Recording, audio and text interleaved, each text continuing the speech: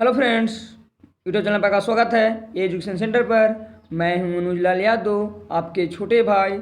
आज मैं class 10th के हिंदी सब्जेक्ट लाया हूं, वो भी VVI ऑब्जेक्टिव, जो 2021 में प्रश्न पूछे जाएंगे। चलिए प्रश्न की ओर चलता हूं। अगर आप चैनल पर नए हैं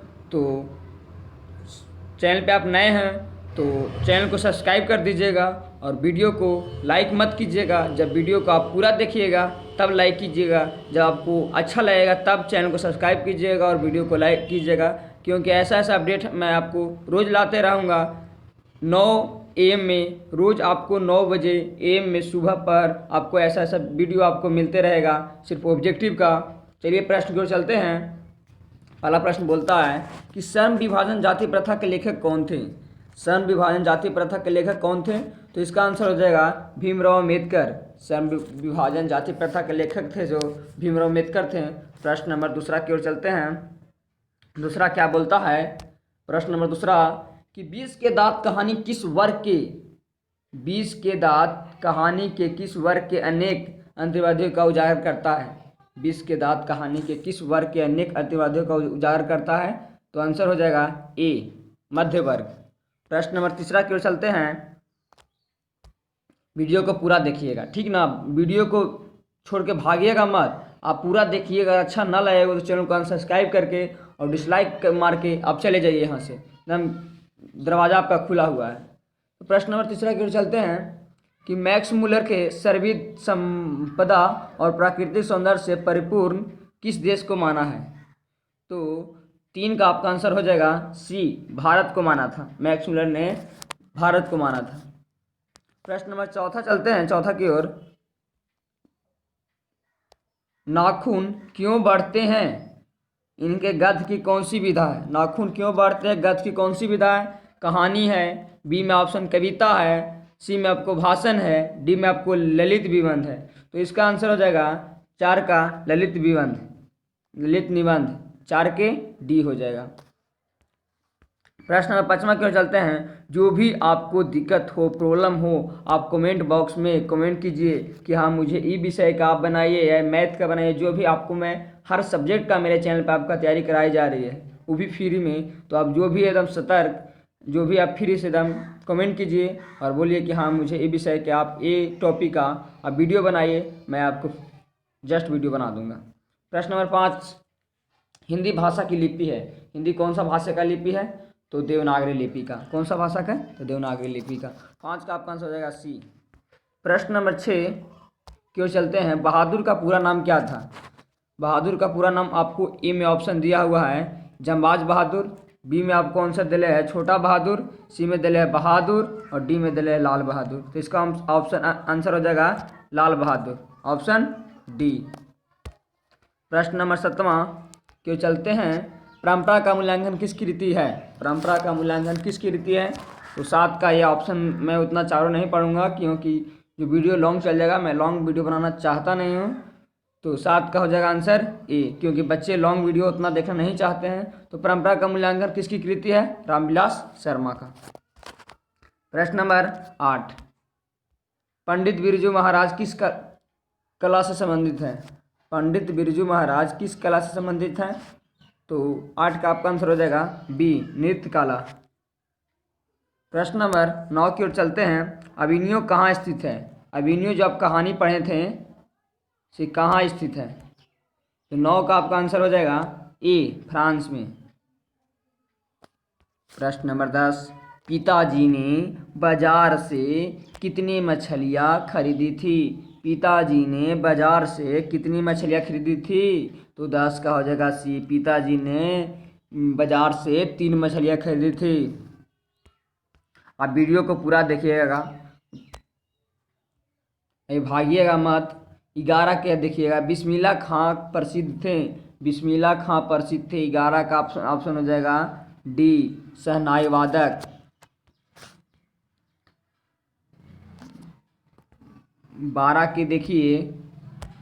प्रश्न नंबर 12 गांधी जी को महात्मा की उपाधि किसने दी? गांधी जी को महात्मा की उपाधि किसने दी? प्रश्न नंबर 12 का आंसर आपको हो जाएगा रविंद्रनाथ टैगोर जो थे से गांधी जी को उपाधि दिए थे। प्रश्न नंबर 13, सिख धर्म का प्रवर्तन किसने किया? सिख धर्म के प्रवर्तन किसने किया? तो सिख धर्म के प्रवर्तन जो किए हैं से गुरु नानक किए। कौन किए? गुरु नानक। प्रश्न नंबर 14, इन मुसलमान प्रश्न नंबर 14, इन मुसलमान हरिजन पैकौटिन हिंदू वार्य किस कवि के लिए कहा गया है? तो ये आपको पूछे थे 2020 में। तो कबीरदास की, मालिक मोहम्मद जैसी की, रहीम की, रस खान। तो आपको 14 का होगा आंसर रस खान, डी हो जाएगा 14 का आंसर डी। प्रश्न नंबर 15 की ओर चलते हैं। धन आनंद जीवन दायक हो कुछ मौर्य पीर हुए परसों में किस कवि का नाम आया है? प्रश्न नंबर 15 का आपको आंसर हो जाएगा बी घनानंद। प्रश्न नंबर 16 की ओर चलते हैं। सबे विदेशी वस्तु नर गति रति रीत लखावत कुछ न अब भारत में दर्शात। सबे विदेशी वस्तु नर गति रति रीत लिखात कछु न अब भारत का दर्शात। ये किसने कहे थे? तो 16 का आपको आंसर हो जाएगा बी भारतीयता ने बोले थे ऐसे। प्रश्न नंबर 17 की ओर चलते हैं। सुमित्रा नंदन पंत ने मिट्टी की प्रतिपादक उदासनी किसने कहा? सुमित्रा नंदन पंत ने मिट्टी की प्रतिपादक उदासनी किसने कहा? तो 17 का आपका आंसर हो जाएगा भारत माता ने। प्रश्न नंबर 18, जनतंत्र का जन्म की कवि कौन है? जनतंत्र के जन्म के कवि कौन है? कविता के कवि कौन है? जनतंत्र का जन्म जो आपको कविता ऐसा कवि कौन है? तो रामधारी सिंह दिनकर। प्रश्न नंबर 19 की ओर चलते हैं। अज्ञेय का पूरा नाम क्या है? अज्ञेय का पूरा नाम क्या है? प्रश्न नंबर 19 का आपको हो जाएगा सच्चिदानंद हीरानंद वात्स्ययन अज्ञेय, इसको पूरा नाम था। 19 का आपको आंसर हो जाएगा सी। प्रश्न नंबर 20 की ओर चलते हैं। जो भी विद्यार्थी 2021 में एग्जाम देने वाले हैं उसको यह पूरा से देख लीजिए और आपको ये वीडियो बहुत आपको लाभदायक है, इस चलते इस वीडियो को आप पूरा देखिए और मेरे चैनल पर बने रहें। आपको ऐसा ऐसा अपडेट मैं रोज़ लाते रहूँगा। प्रश्न नंबर 20 की ओर चलते हैं। कुंवर नारायण ने बूढ़ा चौकीदार किसे कहा था? कुंवर नारायण जो थे से बूढ़ा चौकीदार किसे कहे थे? तो 20 का हो जाएगा सी वृक्ष को। प्रश्न नंबर 21, मेरी नींद के दौरान कुछ खालिस्तान बढ़ गए पेड़।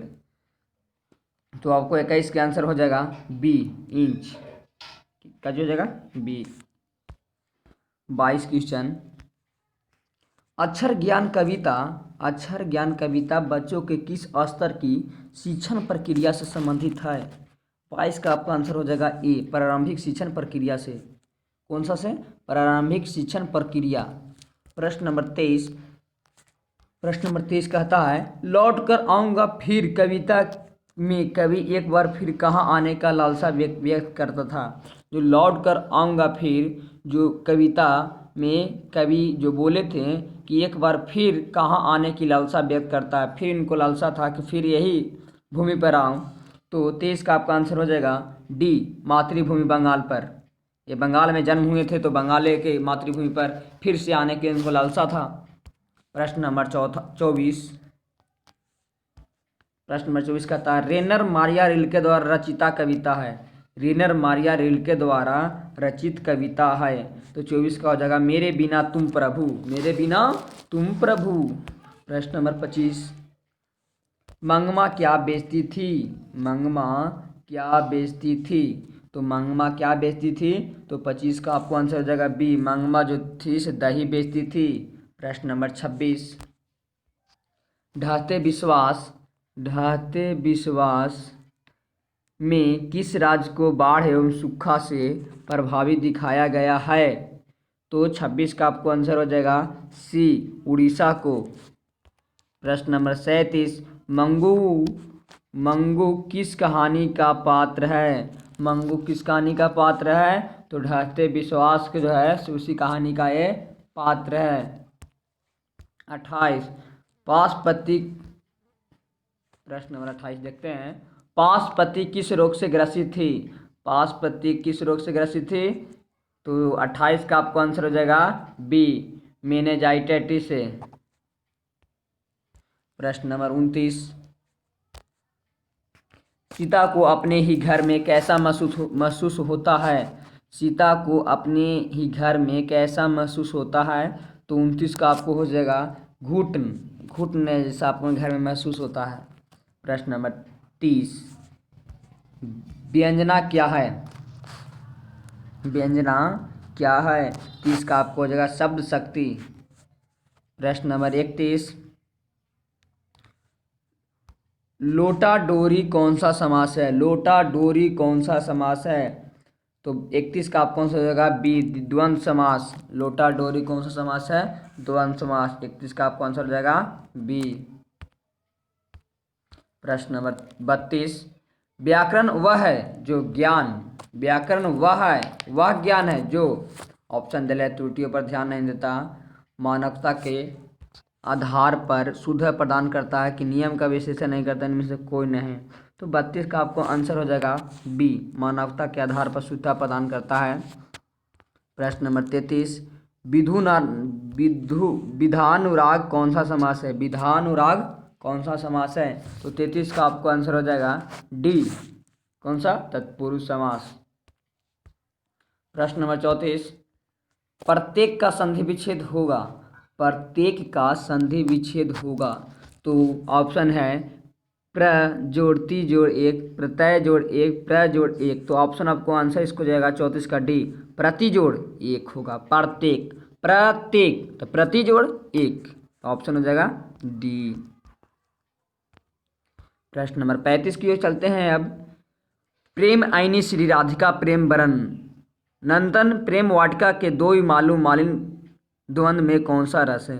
प्रेम आईनी श्री राधिका प्रेम वरन बरन नंदन प्रेम वाटिका के दो ही माला मालिन द्वंद्व में कौन सा रस है? तो आप कौन सा हो जाएगा 35 का ए, श्रृंगार रस। कौन सा हो जाएगा? श्रृंगार रस। प्रश्न नंबर 36 में चलते हैं।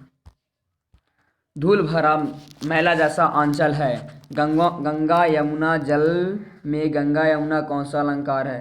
तो 36 का आपको आंसर हो जाएगा बी, रूपक। प्रश्न नंबर 37, पारिभाषिक एक तकनीकी शब्द है, वे जो है क्या? 37 का आपको हो जाएगा ए, जो किसी विशेष ज्ञान के क्षेत्र में निश्चित अर्थ में प्रयुक्त होते हैं। प्रश्न नंबर 38 को चलते हैं। ड्राइवर जरा दूसरे चक्कों को भी देख लो और पंप ले लाकर हवा भर दो। कौन सा वाक्य है? ड्राइवर जरा दूसरे चक्कों को भी देख लो और पंप ले लाकर हवा भर दो। कौन सा वाक्य है? तो 38 का आपको आंसर हो जाएगा बी, संयुक्त वाक्य। कौन सा वाक्य? संयुक्त वाक्य। प्रश्न नंबर 39 की ओर चलते हैं। काव्य गुना के प्रकार है, काव्य गुना के क्या प्रकार है? काव्य गुना के प्रकार है। तो ये आपको हो जाएगा 39 का आंसर डी, माधुर्य। डी, माधुर्य। 40 का आप देखते हैं। वाच के कितने भेद होते हैं? वाच, तो 40 का आपको हो जाएगा वाच के जो भाषा आप इंग्लिश में वो पढ़ते हैं एक्टिव पैसिव, तो कर्मकृत वाच जो दो होता है, तो वाच के कितने भेद होते हैं? दो। कौन कौन? कर्मवाच और कृतवाच। प्रश्न नंबर 41 की ओर चलते हैं। बातों की जलेबी छुड़ना मुहावरे का अर्थ, बातों की जलेबी छन्ना मुहावरे का अर्थ। तो 41 का आपको आंसर हो जाएगा गप सप में आनंद लेना। क्या हो जाएगा? गप सप में आनंद लेना। 42 के चलते हैं। सभ्य का विलोम है, सभ्य का विलोम है। तो 42 का आपका आंसर हो जाएगा बी, असभ्य। सभ्य का विलोम है असभ्य। वास्तविक में कौन सा पड़ता है? ये आप जान रहे होंगे कि वास्तविक में कौन सा पड़ता है। प्रत्यय और उपसर्ग आप पढ़े होंगे तो आप जान रहे हैं कि वास्तविक में कौन सा प्रत्यय है। तो आपको 43 का आंसर हो जाएगा सी, वास्तविक। तो वीक तो एक होगा, उपसर्ग कहता तो पहले और प्रत्यय कहता तो लास्ट में। तो 44 का आपको आंसर, 44 क्वेश्चन चलते हैं। मनुष्य और आगे बढ़ा वाक्य में कौन सा काल है? मनुष्य और आगे बढ़ा वाक्य में कौन सा काल है? तो 44 का आपका आंसर हो जाएगा भूतकाल। प्रश्न नंबर 45 की ओर अब चलते हैं। दक्षिण शब्द का संज्ञा होगा, दक्षिण शब्द का संज्ञा होगा, दक्षिणी शब्द का संज्ञा होगा, तो दक्षिणी शब्द का संज्ञा होगा दक्षिण। प्रश्न नंबर 46 की ओर चलते हैं। फरमाइश लिंग है, आपको लिंग पहचानने के लिए दिया है कि फरमाइश कौन सा लिंग है, तो फरमाइश जो आपका है स्त्रीलिंग लिंग है। प्रश्न नंबर 47, सामग्री का बहुवचन है, सामग्री का बहुवचन है, सामग्री का बहुवचन क्या है, 47 का बी, सामग्रियाँ, सामग्री का बहुवचन सामग्रियाँ। प्रश्न नंबर 48, नौबत खाना का अर्थ है, नौबत खाना का अर्थ क्या है, 48 का आपको आंसर हो जाएगा सी, प्रवेश द्वारा ऊपर मंगल ध्वनि बजाने का स्थान, प्रवेश द्वारा ऊपर मंगल ध्वनि बजाने का स्थान, ये आपका आंसर हो जाएगा सी 48 का। प्रश्न नंबर 49 चलते हैं। ये आप जानते हैं कि कोशिश का परिभाषित शब्द होता है, कोशिश का परिभाषित शब्द मजबूरी होगा, कुछ करना होगा, लगातार होगा कि प्रयास होगा, तो 49 का आपको आंसर हो जाएगा कोशिश का परिभाषित शब्द प्रयास, क्योंकि कोशिश करो या प्रयास करो। तो प्रश्न नंबर 50 की ओर चलते हैं। प्रश्न नंबर 50 बोलता है, कर्म का मानक आधुनिक रूप है, कर्म का मानक आधुनिक रूप है, कर्म करण भाग्य कला, तो एक कर्म हो जाएगा, क्या होगा 50 का आंसर ए, कर्म हो जाएगा। वीडियो को आपको अच्छा लगा होगा, अगर आप वीडियो दिल को आपको छू लिया होगा तो दिल से वीडियो को लाइक कीजिएगा, और चैनल पर नए होंगे तो चैनल को सब्सक्राइब कीजिएगा। जय हिंद, जय भारत।